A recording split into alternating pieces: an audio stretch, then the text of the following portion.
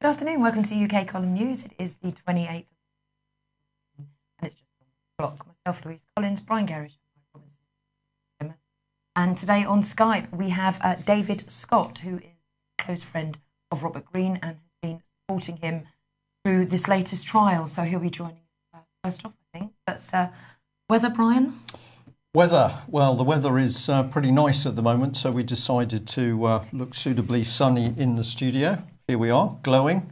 A few reports of cloudiness and a bit of rain in other parts of the country, so much as yesterday, variable across the whole country. Well, we're going to, just before we get into the subject of Robert Greene, we're just going to kick off on the subject of the internet. And Mike, you've picked up on some interesting stuff here. Yes, we've got a tweet here from the World Economic Forum, because today is the initial scoping meeting of the Net Mundial initiative, and that's been taking place at the World Economic Forum. And they've tweeted out here, our common purpose is to prevent fragmentation and protectionism. And that's a quote from the CEO of Accenture, Pierre Nanterme. Now, he in the past has been a member of the executive board, for example, of the B20, Green Growth Action Alliance. And the B20 is the parallel economic conference to the G20. So it happens at the same time that the G20 goes on as for corporations rather than governments. But he's been particularly interested in the Green Growth Action Alliance. And that was launched by the World Economic Forum to work on the growing need, this is a quote, the growing need for private funding in sustainability. So his common purpose is really an agenda, which is Agenda 21. But getting back to the internet then, it has to be said, they are saying that it has to be said that there's no formal relationship between this World Economic Forum initiative and the original Brazil conference, which took place in April, I think, with the same name, Net Mundial. It's about internet governance. It's about global internet governance and how the internet is going to be governed from here on in. The World Economic Forum says that today's event is an informal initiative, among others, that may emerge, seeking to carry forward collaborative spirit of Sao Paulo and build on the principles articulated there in two specific ways: interdisciplinary dialogue and capacity building in a multi-stakeholder setting for the purpose of supporting the evolution of a more open, participatory, stable and effective distributed governance ecosystem that both enhances trust and reflects the velocity and transnational nature of the internet. So if you can work out what the hell that means, please, it's answers on a postcard, please. It's newspeak. They're really talking about a dictatorship. The more transparent and open and democratic it is, the more it's heading towards some sort of dictatorship. Yeah, okay. So they go on to say there are a range of non-technical policy challenges that increasingly occupy the attention of political, business and civil society leaders, which would benefit from the participation of economic, security, human rights and other institutions and experts in a multi-stakeholder setting in order to strengthen understanding, enhance trust and identify potential areas of common ground. Well, wonderful. Okay, so that was the original, that's the Net Mundial website. That was the original conference in Sao Paulo, I think in April this year. So they're now looking at how the internet is going to be governed going forward. And I use that word. Kate will kill me for using that word, but I use that phrase carefully because this is one of their stock phrases. Going forward together. Yeah. In a multidisciplinary, transnational, multi-stakeholder way for the common ground and the common purpose. Yeah. And this is the common purpose in action, I believe. It's absolutely the common purpose, and very interesting that I've been getting a lot of emails over the past few weeks from people saying they're seeing common purpose at work, pointing out that it hasn't disappeared, and we've got some very interesting information about the overall common purpose agenda, which of course is moving us quickly towards the one world government. So what's the significance of controls on the internet? Well, of course, Robert Greene, who is still under house arrest, is not able to use the internet at all because, well, he'd be a naughty boy if he did it. So let's just remember Robert, who's been speaking out, trying to protect children. He's now been in prison twice. Let's just think about that against the background of what we're seeing in the mainstream press today. And we can tell you that according to our figures, it's now his 100th day under house arrest. So he still doesn't know the charges properly, and how has he been put under house arrest to report to the local police every day. That's the whim of the Alex Salmond junta. And we'll remind ourselves of the players. We've got Mr. Salmond, of course, Sir Stephen House, now running what's effectively a private police force over the whole of Scotland, and Justice Minister Kenny MacAskill. Can I just ask, can prisoners sort of like who are in prison for murder, rape, etc., are they allowed to have access to the internet in their time out, in their social rooms and things, you think? I believe the answer to that is yes, Right, apart from the fact okay. there are restrictions. Right. Obviously, there are restrictions on what parts of the internet they can get, and special prisoners such as paedophiles are severely restricted in what they can do. But in general, they can have access. But Robert's unable to use anything, and if he was caught, I wonder what would happen. Well, the he could be internet. breaching his bail And conditions. then put back in prison. And then put back in prison on no charge. Nice. But let's hear from the man. Let's hear from, David Scott. Good afternoon. Welcome to the UK column.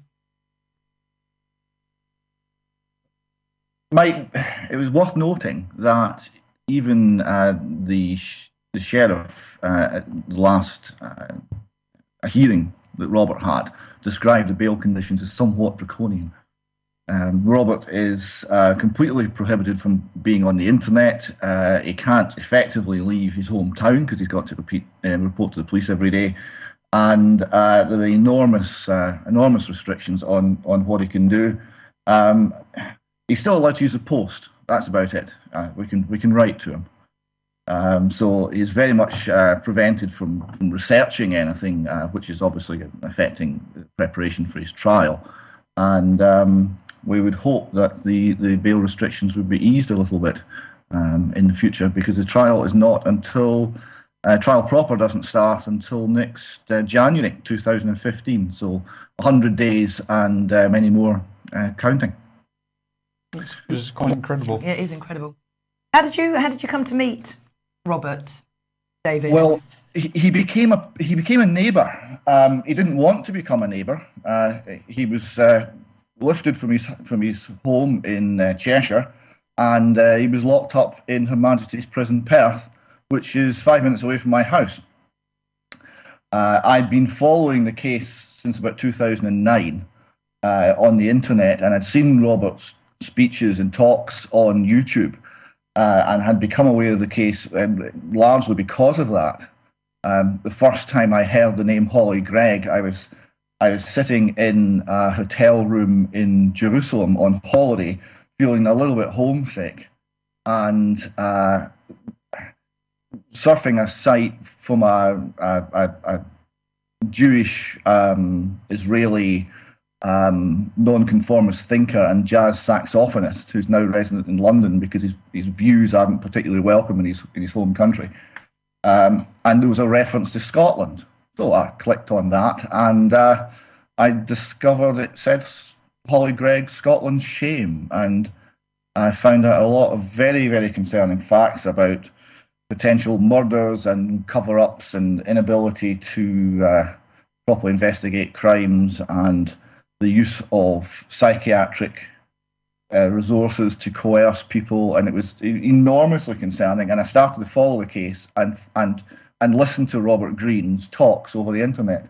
And I wrote a few letters to my local MSP, Rosanna Cunningham, when I got some standard stock, it's sub judice, I can't do anything to help replies. I did get a reply, but it didn't move it forward. Until Robert moved into the neighbourhood. So I started visiting him, and I got to know him really, really rather well. And he's a very genuine chap, and he's quite amazing because he's not cowed. He's been locked up twice. Prison is not an easy place to be. He was in a high security wing in a high security prison. Perth's quite a high level prison. It's not one of there's kind of open prisons. He was in with murderers and people who had done some really very nasty things, and you're locked up. You spent most of his day in his cell. It's a very very hard environment to be in. And he was really quite remarkable, very indomitable. I think I only ever saw him look even down once. When we came to visit him, there was a lot of laughter. There was a lot of. He was always very upbeat, and he was totally determined to do this for Holly because he believes what Holly says. He believes that an injustice has been done, and he's not going to back down. And it's very rare to see that degree of determination and determination without any prospect of any personal gain. This is all cost for Robert. He just believes it's right. Yes, it is quite extraordinary how he has been prepared to stay with what he believes. And one of the things that Robert's always said to me is, when you have sat there and heard Holly describe what has happened to her, and of course it's still the case, quite rightly, that only a small part of her evidence has come into the public domain, because that evidence should be properly investigated by the police and brought to a court.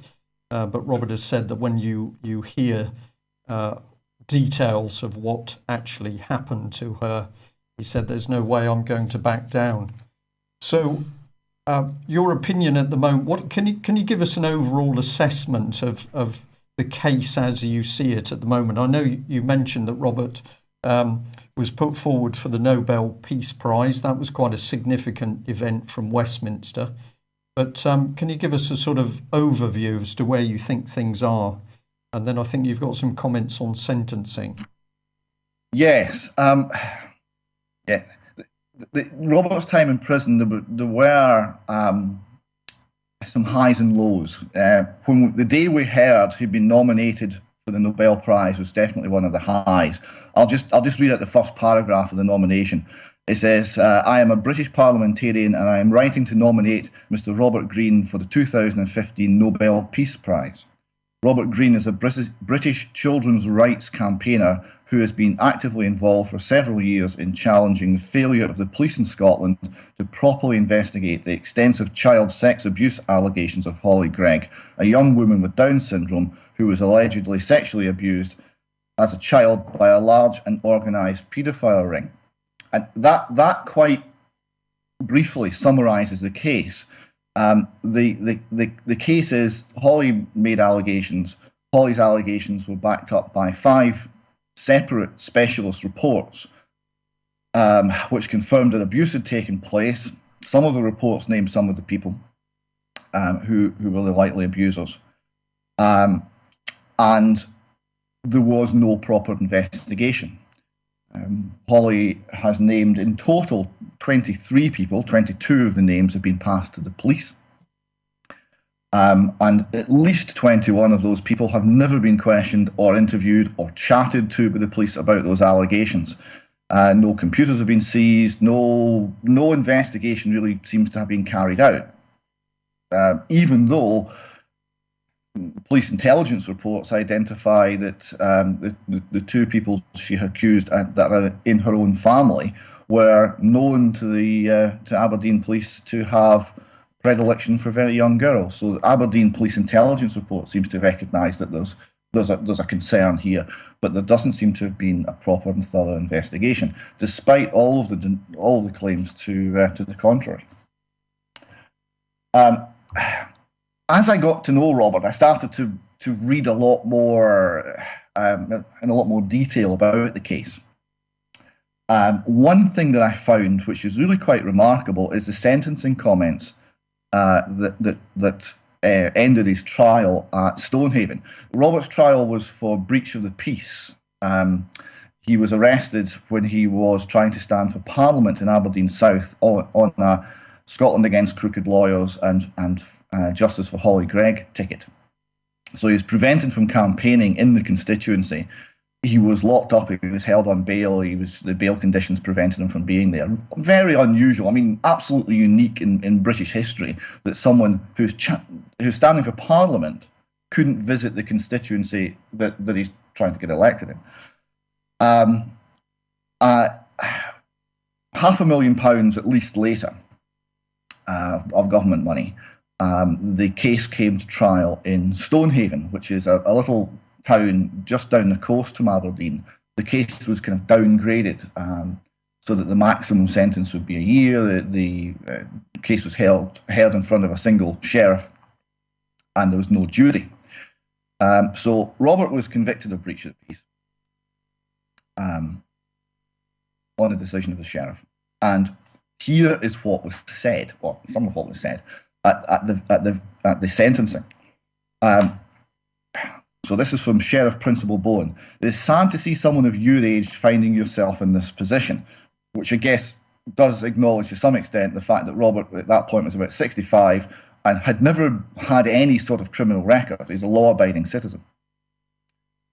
It goes on, nevertheless, it is completely unacceptable in a society governed by the rule of law for an individual to take matters into their own hands. I think that's a very interesting statement because it's actually quite right.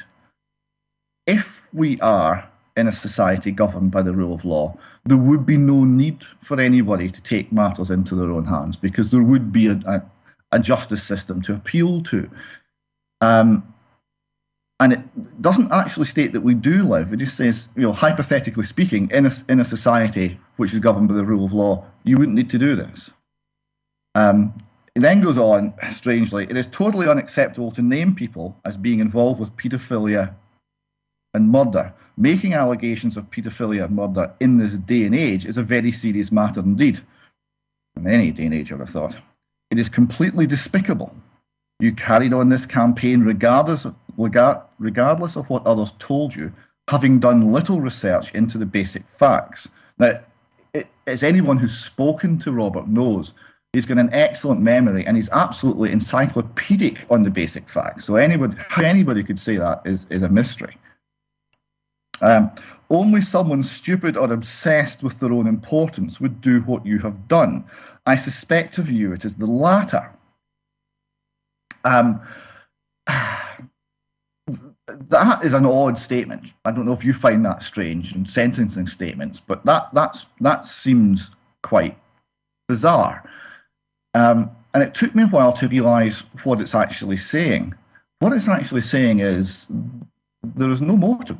No one has proved in court a motive for Robert to do what he did, to take a stand on this matter, other than concern for Holly Greig and concern for justice. And I don't think you could actually convict someone of breach of the peace in Scotland if their motive was concern for a potential victim and trying to uphold justice, because that isn't breach of the peace. If you're making a stand on that ground, it's not breach of the peace.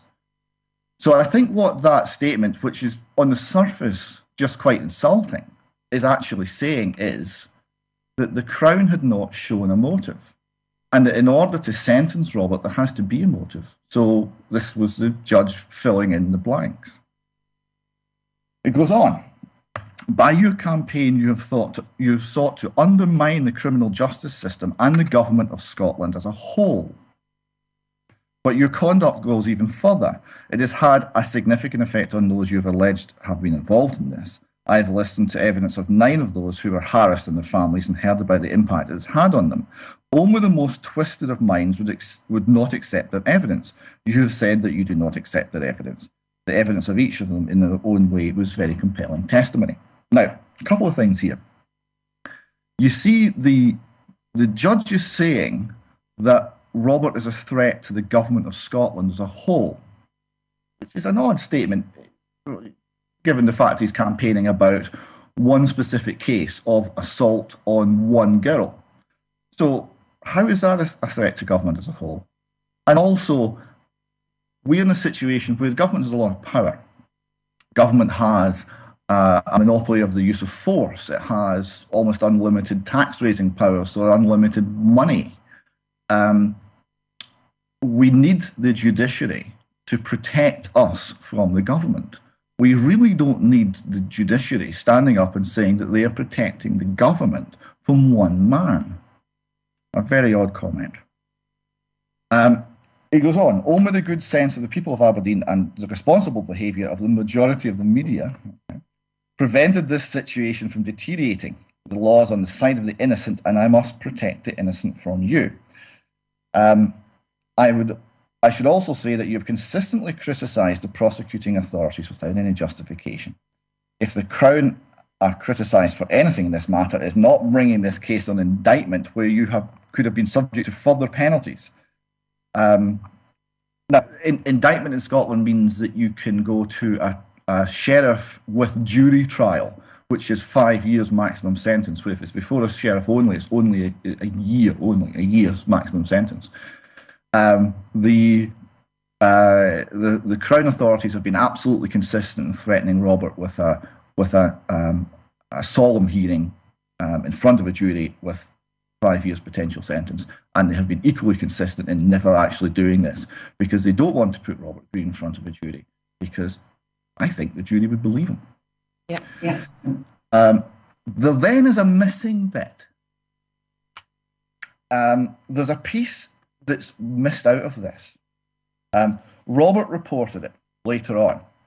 What the judge said, and it's not in the court transcript, what the judge said is, how dare you, an Englishman, come to Scotland and tell us what to do? We know how to run the justice system in Scotland. Now, that was said, and I've had 5 separate people who were in court that day confirm to me that those words, or words very similar to them, were spoken by the judge, by the sheriff. And it was taken out of the court record. It's not in the court record, it doesn't exist. This is very interesting. A couple of things. One, I quite like the fact that Robert, despite his accent sounding English, is in fact Welsh, which shows you that you don't need to be well informed in order to be bigoted. It shows prejudice on the part of the judge. It's a very strange thing to say. Again, another very, very strange thing to say.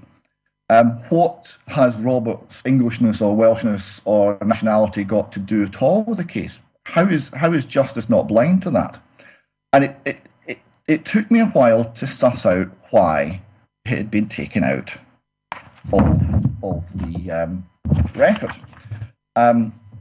I came on, there's a book written about the Scottish judiciary. It's quite an interesting book, quite sympathetic, it praises them quite a lot, but it does describe a few things about international law, and it describes a case in Russia under Stalin, where a series of British and Commonwealth engineers working for the Metropolitan Vickers Company were on trial. They'd been building a power station. Stalin's Russia was needing to industrialize and didn't have the abilities inside their own country. They'd been charged with wrecking, sabotage, which was nonsense, and were put on a show trial in Moscow. One chap in particular, Mr. Thornton, was not cowed by the intimidatory tactics of the Soviet regime and got right up the judge's nose. And when the judge sentenced him, he said, "Your only use would be to manure the soil of our Soviet fields." That was recorded by more than one individual there in memoirs, and is also completely missing from the court records. It concerns me greatly as a Scot that I'm starting to see parallels between Soviet Russia under Stalin and the practice of our ancient justice system, which should be protecting the individual, not the state. Anyway, the question is, why did they take it out? Why did they go to the trouble of editing it? And I think that it's because the Scottish courts actually have a very high standard of protecting the individual and being non-biased. There was a case back in the 80s where a judge, when he was relaxing at a curling club during the miners' strike, said that if any of these miners come before him on breach of the peace charges, they'll not be getting legal aid. Now, later, one of the striking miners came before him on an unrelated matter and didn't get legal aid and was convicted, and he appealed on the basis of bias. This is what the appeal court found in his favour, and this is what Lord Ross of the appeal court said. He said, "There is nothing to suggest that at the trial the sheriff acted unfairly. What the sheriff failed to note was that the interests of justice required not merely that he should not display bias, but the circumstances should not be such as to create in the mind of a reasonable man the suspicion of the sheriff's partiality. Now, that's grounds for appeal in Scotland. So I think the reason that the comment about how dare you, an Englishman, come here and tell us what to do was taken out because it shows bias. It shows in the mind of a reasonable man a partiality in the case of the judge. That's bias. That's grounds for appeal in Scotland. So I think the fact that the court record is not accurate is highly suspicious and warrants further investigation. I have raised this with people in Scotland and nobody's listening. I'll just finish the sentencing comments. It's clear that you want to continue your campaign. In the face of all of the evidence, I have no option other than to sentence you to a period of imprisonment. For charge 1, you'll be sentenced to 9 months imprisonment. I think that was a breach of the peace. And for charge 3, sentenced to 3 months to run consecutively. So you've got a year. So here's a judge that's saying you're English. You have no right to be saying this because you're English, which shows partiality. He doesn't seem to have any clear idea as to what Robert's motivation was. The motive's not been proven. And he is saying that Robert has a most twisted of minds, despite the fact that that was not in evidence and he's not qualified to judge Robert's state of mind. So a lot of things in that point to abusive process, and that requires investigation in Scotland.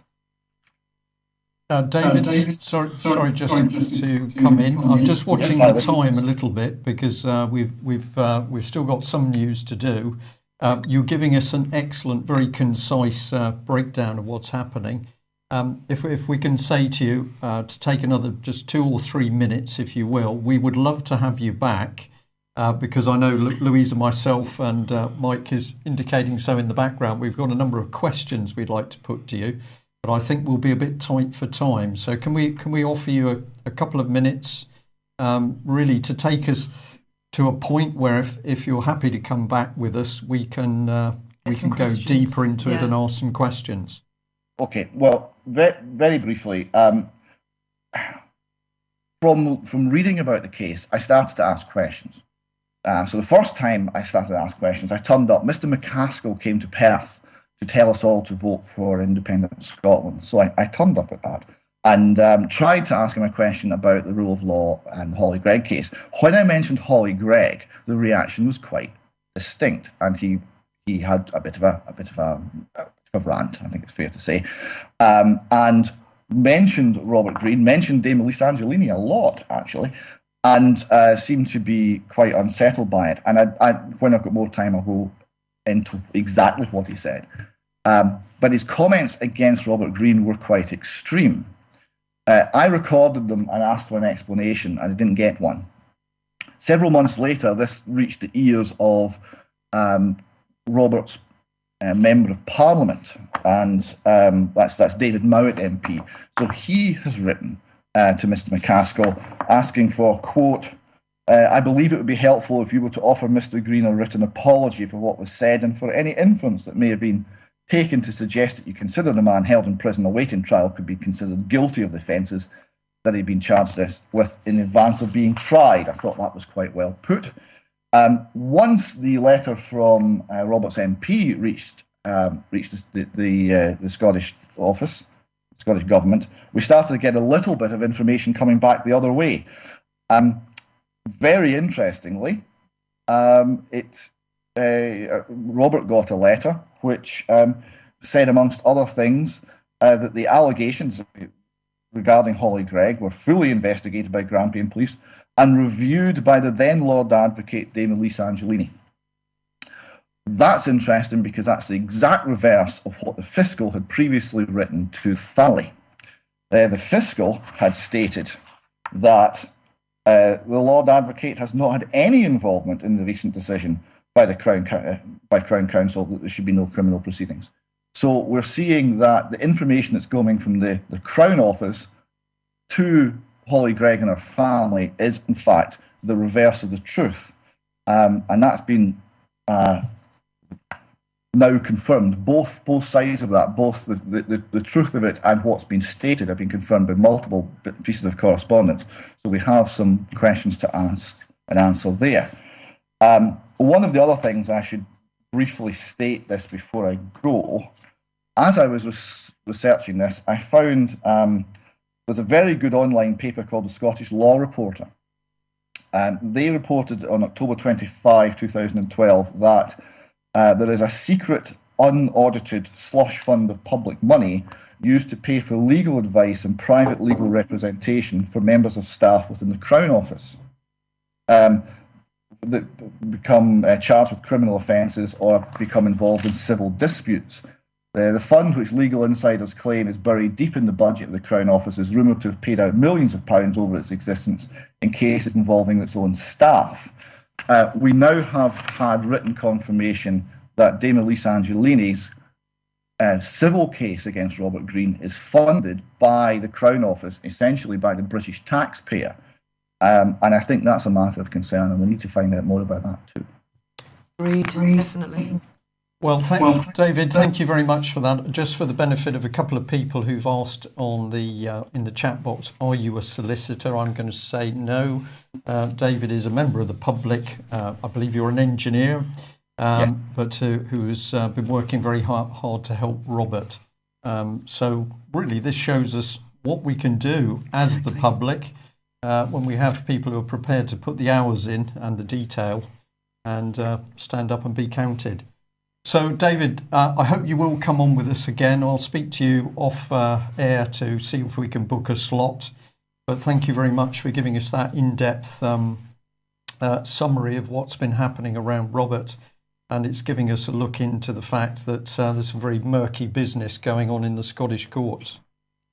Okay, thank you very much. Happy to come back. Thanks, Dan. Okay, bye-bye. Well, if we just move on a bit, of course, the courts and our politicians all intermixed. We'll just run through a few things pretty quickly here. Yeah. But who's at work behind the scenes? Maybe Alex Salmond or David Cameron or even Tony Blair. Exactly. So here Press TV are making a comparison of Cameron's outlook on war with ISIS and Blair's war on terror after 9/11. They're showing in this article the panicked response to the Lee Rigby murder. We're going to do more on that with Chris Bivvy when he comes on. The fact that Boris Johnson's want to turn law on its head and presume all Britons travelling to and from Iraq and Syria to be guilty of terrorism until they are proven innocent. And they are also looking at how habeas corpus has also been turned on its head. Worth a read, that article. We could go into it more, but so it follows in very nicely. Trouble in the courts in Scotland. Yeah. South of the border, we've got David Cameron making up things on the hoof. And if we're mentioning Cameron, we're dealing the Lib Lab con, then we better get in your favourite, Mr. Blair, I think. Okay. 14 unarmed civilians were shot down in Kazakhstan, protesting its ruler Nursultan Nazarbayev back in 2011. It has been leaked that Tony Blair has actually written to Nazarbayev back in July of 2012, ahead of when he was due to speak at Cambridge University. Tony Blair wrote to him and added to his speech that he was going to be given at Cameron. And here is what Mr. Blair wrote to the President of Kazakhstan. Dear Mr. President, here is a suggestion for a paragraph to include in the Cambridge speech. I think it is best to meet head-on the Zanazoin issue. The fact is you have made changes following it, but in any event, these events, tragic though they were, should not obscure the enormous progress that Kazakhstan has made dealing with it, the massacre, in the way I suggest is the best way for the Western media. It will also serve as a quote that can be used in the future setting out the basic case for Kazakhstan. Yeah. And then he signs it in his own writing with very best wishes. I look forward to speaking with you soon. All the best, Tony Blair. Well, credit where it's due, Lou. I mean, what better man could you get helping you cover something up than Tony Blair? Well, he's a master at it. He is. The fact he can now make millions out of doing what he did best while he was in government. Yeah, he's actually made millions from being an advisor to the Kazakhstani government. Absolutely millions each year. So Cameron is working on making people guilty, even if they're not. Blair is helping dictators and helping to cover up massacres. So exactly. These people also running NATO, Mike, I think. Well, NATO, in fact, as we know, the conference happening next week. So this is an article from The Guardian here. NATO plans East European bases to counter Russia. The subheading is NATO chief announces move in response to Ukraine crisis and says alliance is dealing with a new Russian military approach. They say that NATO continues its aggression against Russia in the lead up to the NATO conference in Newport next week. They're saying that NATO plans to deploy forces, i.e. boots on the ground, to Eastern Europe for the first time. We know that 1,300 British troops will be part of that, for what that's worth. Because 1,300 isn't a huge number, but I mean, if you take all the other countries involved, then it's the numbers become a little more significant. Perhaps not significant relative to what Russia has available to them, but anyway, that's another conversation. But Anders Fogh Rasmussen, who's the head of NATO, said that NATO will modernise its armed forces and help Eastern Europe, Ukraine, counter the threat from Russia, and it's all threat from Russia, threat from Russia, threat from Russia. He said, we will adopt what we call a readiness action plan with the aim to be able to act swiftly in this completely new security environment in Europe. We have something already called the NATO Response Force, whose purpose is to be able to be deployed rapidly if needed. Now it's our intention to develop what I would call a spearhead within that response force at a very, very high readiness. What for? What's the high readiness for? But anyway. So perhaps unsurprisingly, Russia Today, commenting on the same subject, their headline is a bit more in your face. They're saying red alert, NATO mission creep advancing to Russian border. Well, actually, I don't think that's an unfair headline, but I don't think that mission creep is the right phrase. No, but it is the mission. Yeah. Mm-hmm. So we've got a little animation here just showing NATO's so-called mission creep, and it's not really mission creep, as I say, because it started in 1949, and we can see the countries being added as we go through.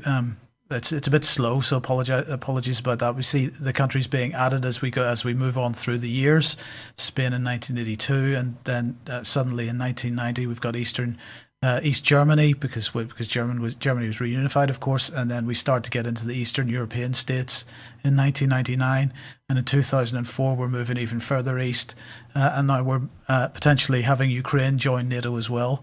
So it's just to suggest that this is Russian aggression. It's just it's nonsense. It's hypocrisy. It's NATO aggression is what it looks like to me. And when you take into account some of the legislation that's coming in this year in the United States, we're going to cover that when we've got Mark Anderson on the programme in the next day or two.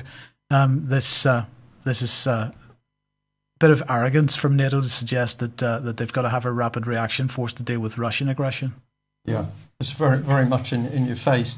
Leading nicely, of course, to what's happening in South Wales. Just wanted to come back onto the gulag that's being created around the NATO summit. Wales Online here saying the man in charge of policing says the huge Cardiff protest fence isn't a Berlin Wall, following criticism. Well, Mike showed some pictures of that yesterday, and we would say it is absolutely a Berlin Wall. BBC picking up a bit on it, but in general there is not what we think should be the proper outcry. We've got 9,500 police, including 1,500 from Wales, and we've got around 10,000 support staff and some 2,000 journalists attending. We've got 150 visiting heads of state. These are people so important that we can actually turn a city, Cardiff, into a gulag. And somebody emailed us, Cornelia in fact, with some very interesting comments, which I thought we'd bring on screen. This was the email. Dear Brian, the unnecessarily extreme fencing and checkpoints in Newport and Cardiff serve the following main purposes: to reinforce to the public the government's claims that we're in danger of a terrorist attack. So this is the fear-mongering. A test run of these measures, A, for the police and B, for the public's reaction. And it should be para 3, to set a precedent and acclimatise the public to such restrictions, which are intended to become more and more frequent. We've already accepted restrictions, X-ray machines, pat-downs and searches at airports. Slowly, catchy monkey. So I think this lady has got it absolutely there. This is a test on the public. Can you take a city which is functioning as a normal open city and turn it into some form of Soviet prison camp overnight? What do people do? Nothing. Nothing. You know what's amazing is if you look back to when Kennedy was out and about, there would be no corners, there'd be no barriers. Nothing. People be out there cheering. And what does it say of today's leaders? That these fences have to go up, rings and protests and everything else. I mean, what does it say and what's happened? Somebody is going to say, well, of course, he was shot and therefore but they had crowds of people cheering. Yes. Are we going to see crowds of people cheering and clapping the leaders as they approach Wales? I don't think so. Well, we're not going to be there clapping and cheering, that's for sure. And then, as it happens, we had John Hirst with us yesterday. Unfortunately, had to leave. But a comment came in about, this was another email sent in talking about the fact that Her Majesty's armed forces receive training in the laws of war. But what's going on with our police? Are they getting the necessary training?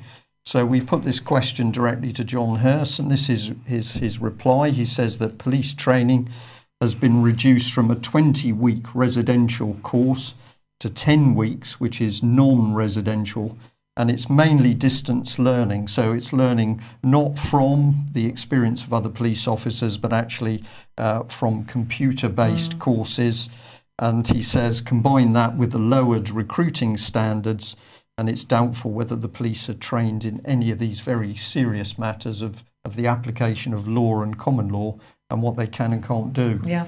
So there we are, a gulag in South Wales, 10,500 police, many of whom we now know are trained to use automatic weapons, tasers, gas and batons, but they're a bit lacking in the application of common law.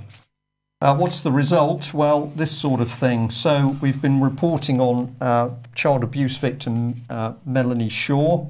Yesterday there was an appeal for a hearing for bail, a bail application, and we made some comment on this because it was originally listed as an open court hearing, but the judge, Gregory David Dickinson, specifically barred the public and a Mackenzie friend who turned up from the hearing. And we were interested to find out that the court narrative stated the hearing was adjourned until 10:45, but public who were present state that this is simply untrue, because once the doors of that court had been closed to the public, the hearing was actually finished at 10:25. And we just want to make sure that people pick up on this. There was some uncertainty yesterday as the result of the case. We can tell you that the result was that Melanie's bail application has been withdrawn. And we're just going to put alongside this that members of the public also report that unusually no details of Melanie's 25th of July court hearing in Nottingham have been listed either. So not sure what's going on here, but something rather strange. Perhaps it's a bit on a par with Robert Green. And this is the key piece of information, that the bail application has been withdrawn and we don't know what's going to happen next. Melanie's, Azra's asking in the chat room, did she have proper representation? Yesterday she did, because there was a barrister present in court for her, but we still believe on the 25th of July, Melanie believes she had a solicitor in court, but in fact that person was not a solicitor, they were a clerk. And we're still looking at that a little bit further, but I can say that yesterday she did have a barrister representing her. We also understand that the Crown prosecution barrister seemed to have very little to say. So we wonder whether there's a little bit of thinking going on in the Crown prosecution service at the moment. But of course, across the country, we're just seeing more and more exposure of the abuse of children. We'd like to thank John for sending us in this. It was a lady called Sheila Taylor from the National Working Group for Sexually Exploited Children who appeared on the BBC. And John was interested in the language this lady was using. She was talking about victims, essentially. We want a better word. They've been serially raped over a number of years. What have we done to help them repair, to recover from that? And they're intact and they're now in society. And if we're not careful, we're going to have a cohort of people who do not know what a healthy sexual relationship is. So there's some interesting things here, but what John picked up on was the fact that serious abuse of these people had sort of become lost in the newspeak. Yeah, and the word cohort had been used, which of course refers to a unit of the Roman army. So he wasn't sure what this lady was talking about. Well, we decided just to delve into the National Working Group a little bit. So this is a shot from their website. It says they've got a team of specialists with a range of skills, and they're there to offer support and experience to victims who come into a very big network. But we were interested in this statement: we will proactively engage with the local safeguarding boards and their partner agencies, researchers and policy writers in all areas: training, prevention, prosecution, therapeutic care. So what they're saying is that they have been working with the very agencies that appear to have been failing the youngsters in the first place. Yep. And we'd encourage you to go and have a look at this website. Here's Sheila Taylor at the top, MBE, of course. So she's giving her background. But if we go down, we can see that we've got Bina there, who's also been working in child protection. She's worked in Leicestershire and Rutland safeguarding children's boards, developing and delivering the multi-agency response for protection. And the gentleman at the bottom, Mike Hand, well, of course, he has been working with the police and soccer, and he's boasting that he got a special award for helping reduce the trafficking of Lithuanian women into the country. So it all sounds very nice. If we look at the trustees, it gets pretty interesting. We've got Peter Stone, independent business consultant with a range of experience of working in both the voluntary and corporate sectors, Aegis Trust, NGOs, and lady at the bottom I was particularly interested in because she's helped the Crown Prosecution Service to form policy, presumably the same policy that meant that the Crown Prosecution Service has got Melanie Shaw, a victim of abuse, banged up in prison on no charge. So on it goes, and of course you picked up on the 1,400 girls and rapists abused. Yeah, so here we have it, passing the buck by the very people who were tasked to ensure the safety of the children in Rotherham, with more stories coming out by the hour, highlighting the severity of the abuse that is actually still, seems to be still going on today in and around Rotherham. Its leaders are refusing to stand accountable. I again contacted Ofsted. But first of all, we're going to have a look at the people who are saying there's no blame. They're not going to be standing a blame. So here we have Sean Wright, former head of Children's Services and is now the police commissioner, will not step down, will not take responsibility. We have Joyce Thacker, who is Rotherham's Social Services Director, again, taking no responsibility. Jed Fitzgerald, head of Rotherham Council up until 2003, taking no responsibility. Paul Larkin, who is the current deputy leader since Mr. Stone, who stood down yesterday. So this guy, Paul Larkin, has now taken over. And here we have Marie McGuinness. Now, Marie McGuinness was Her Majesty's Inspector of Ofsted and did the report on children's services back in 2010. Now, yesterday I did say to you that I had contacted Ofsted, asked did they have a statement. And this is the statement, the email that I've received from them. Since Ofsted took over children's social care inspections in 2008, we have given a range of judgments to Rotherham Council. In 2009, inspectors judged the council to be inadequate, highlighting a number of issues that related to the protection of children and their safety. Bearing in mind, I was actually looking at the 2010 report, but she felt the need to quote 2009. We have since introduced a new, tougher inspection framework, placing greater significance on the experiences of children and young people and the effectiveness of the help they receive. Inspectors are now required to evaluate the extent to which the risks of sexual exploitation are understood and acted upon. Good is now the only acceptable minimal standard. Any service not yet judged as good is awarded the grade of requires improvement. Ofsted is now consulting a new multi-agency inspections that will further strengthen the inspection of children's social services. Well, I phoned them back again, tried to get in touch with Emma and asked her, did Marie McGuinness, who I can't find a picture, HMI inspector for Ofsted, Has she made any statement, or has she stood down from her position, as she gave Rotherham Social Services and Child Protection the all clear back in 2010? And Emma didn't know, and again I'm waiting to hear back to see what Marie McGuinness, Her Majesty's Inspectors, has to say. So we've got Ofsted saying, well, children have been raped, abused, Yep. seriously damaged, but we've put new procedures in place, and we're going to work even closer with the agencies Exactly. who have failed over very many years. So Yep. this is just people going around investigating themselves. And of course, nobody is put in prison. There's no malfeasance in public office. It's all learning from our mistakes. Every person on that little picture board there should be made accountable for and investigated and sacked. But the person who I think should have been responsible for this is also this lady here, who's looking like a little beaut. And her comments on this is it's not her job as Home Secretary to hire and fire police and crime commissioners. And I actually asked Mike earlier, whose responsibility was it if it isn't hers? And you said it was just... The key point Well, is it's you've an got people elected, who are an elected position. She should so- really come out and make a statement. Don't you agree? Well, we need to look at the rules for the election of police and crime commissioners and see whether they can be recalled, for example. Don't know. Okay, thanks. Well, we're going to stick with Ms. May because at the end of the day, she's got the responsibility. So this was quite interesting. Here, according to the Telegraph, Theresa May is condemning Rotherham officials who failed to act as 1,400 children were abused. So she's got an opinion on this. But of course, isn't she to blame? Shouldn't she quit? Absolutely. Because she's running effectively she's running the Home Office. She's got ultimate responsibility for what's going on in investigations.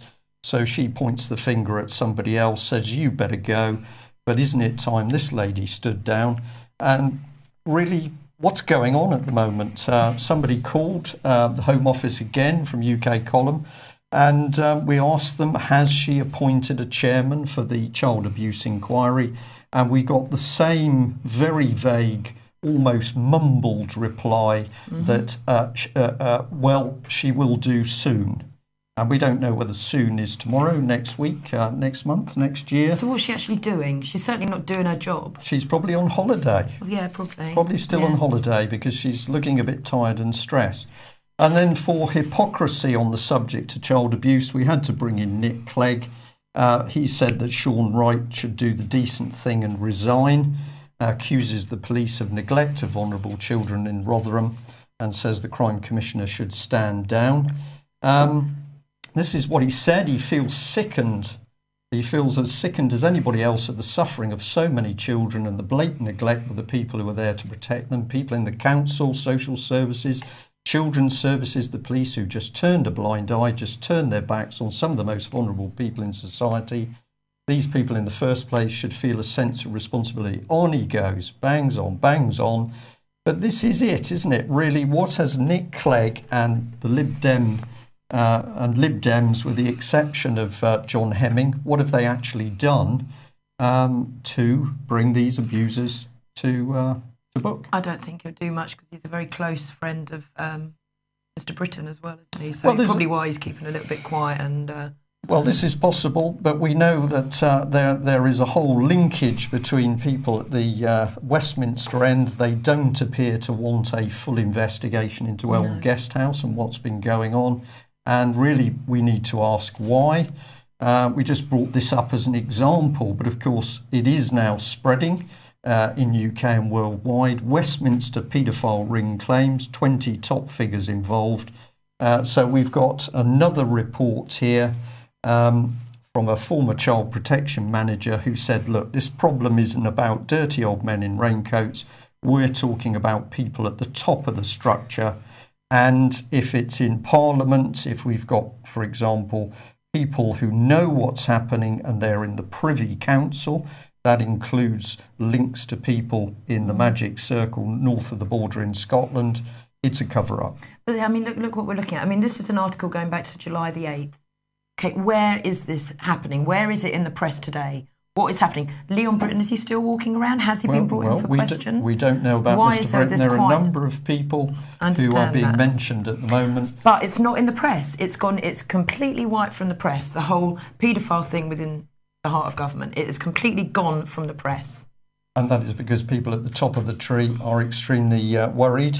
And Theresa May is going to fix child abuse. She hasn't done too well on migration. So here's The Guardian. Net migration to the UK soars by 39%. So we can't run schools, we can't run the hospitals, we can't fill the potholes in the road. This is not to do with people or the colour of people. This is to do with common sense. An extra 243,000, they think. Notice the language by The Guardian. We no longer talk about immigration. We talk about net migration. That's a lot softer. But here's the lady responsible with a little slinky off-the-shoulder number. It doesn't matter whether it's immigration or children. What is this woman doing? Let's ask for Theresa May to be sacked, and let's ask for somebody to come in as Home Secretary who's actually going to deal with what's really going on. And if we've got problems with the number of people in the country, one of the areas it's affecting visibly is the housing market. Well, all I was going to say about this is the total fraud of these types of headlines. So this is an effort to reboost the housing market. We see these headlines appearing in the mainstream media from time to time. Just an attempt to reboost the housing market and get people interested in taking risk again. Of course, since we're not seeing mortgages being taken out for new house purchases, we're seeing mortgages being taken out to try and maintain a fixed interest rate. This is an attempt to build things up again, so that once the interest rates start going up, there's a nice pool of people overextended that can have their property stripped away from them. That's what that's about. Okay, so this is the problem in UK, and I know what you will say, Mike. If we have a look at overseas, at what people are achieving in countries overseas, we've got something very different. Yeah, indeed. I mean, we've mentioned this. I've mentioned this before. This drive for war continuing from, really being pushed by the Western financial system, which is absolutely bankrupt. And I've particularly mentioned the long-term economic disaster that is the Condem conspiracy. I've been highlighting economic battle lines drawn over the BRICS versus the World Bank, IMF. But it's not just the BRICS that are focusing on infrastructure in Japan. Their Maglev project continues, with Tokai releasing their final plans for the Maglev line between Tokyo and Nagoya. They're basically expecting that to be finished by 2027. That train is going to pass through 7 sort of local counties, you might say, county equivalents. And it's going to take 40 minutes to get from Tokyo to Nagoya with this train, as opposed to 100 minutes at the moment with the bullet train. And they're also going to extend that then to Osaka following that, and that total trip from Tokyo to Osaka only taking 67 minutes. But it's not just in Japan, because even Iran is getting involved in infrastructure development, and they have been developing their own maglev train. They say they've designed and built a magnetic train with the speed of over 500 kilometers per hour with a single-sided linear engine. And so, what can we say here? Ordinary trains, they're saying ordinary trains can transport passengers at a speed of 150 to 200 kilometers per hour, while maglev trains have been built for speeds over 500 kilometers. So if Iran is doing this, Japan is doing this, the BRICS countries are doing this, why is Britain not getting involved in this type of sort of forward-looking positive development, which would give people an alternative to apprenticeships for coffee serving and shelf stacking, which is all that seem to be available in this country? Well, my reply to that is consistent. I said at the outset, the country's being destroyed, so the LibLabCon are not here to help create a strong, healthy and wealthy nation. Their job is to destroy Britain as a nation state. Manufacturing gone, fishing gone, farming gone. You certainly don't want any innovative technology in the public sector. The job of Cameron's government, Blair and Nick Clegg, of course, very dangerous man in the background, is to absolutely destroy the nation state. Very Agenda 21, though, isn't it? These high-speed rail links, everything. Well, no. we could You have don't a think so? No. I think so. No. we could have Okay, a debate we'll on talk about whether technology can actually assist us, and this is one of the things. We're so used to technology being used as a weapon to destroy things. We're not so used to technology being used for good purposes. So you'll have to debate this with We Mike will, yes. off air, actually, if I may say so. Well, we'll end on the news that Tory MP Douglas Carswell has defected to UKIP. Now, I've brought up this picture because I find it fascinating how the moment there is any reporting on UKIP, our national press, so this is an image from Sky News, but the image was appearing in the Mail, has to make a mockery of this MP. This is an MP who's expressed grave reservations with David Cameron's leadership and where he's taking the country, and of course our relationship with the European Union. What does the Daily Mail do? Well, immediately starts to demean this man by obviously picking a pretty unfortunate picture. But having said that, I've got some questions myself, because if this is accurate reporting, these were some of the comments that Mr. Carswell has made. He says in his criticisms of Cameron that it's been the failure to take a stand against the European Union has been at the heart of his decision. But he also says the Tories are not serious about real change. It's above all the failure to deliver on the promise of political reform that's driven me here today. Well, what reform is he talking about? Is he talking about we're not going fast enough to break Britain apart? Is he talking about the fact that we've got common law being wiped out? So there's some interesting words from Mr. Carswell, and I wonder what he actually means. And then he says Europe's the one continent on the globe that's not growing, yet who in Westminster, who amongst our so-called leaders, is prepared to envisage real change? So what he seems to be indicating is that he wants Europe to be growing. Well, is he here for Britain or is he here for Europe? I don't know, but I'm now pretty puzzled as to what Mr. Carswell's agenda is. I'll leave people to come back and comment to us on that. Yes.